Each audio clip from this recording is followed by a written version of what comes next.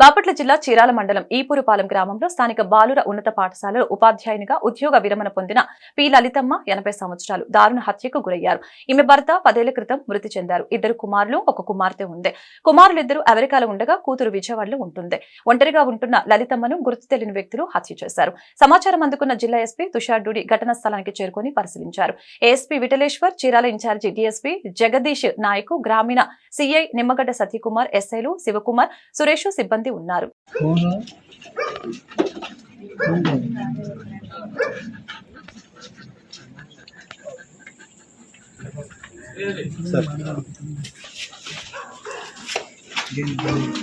videography దీంట్లో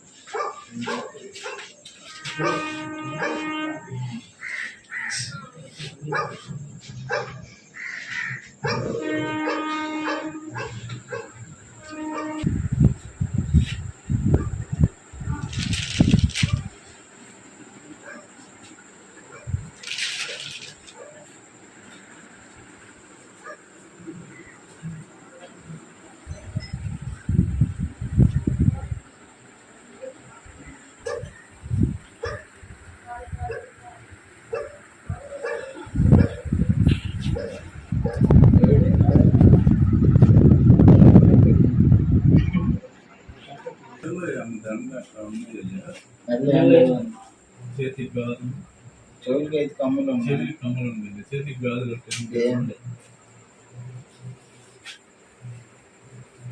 చూడు మళ్ళీ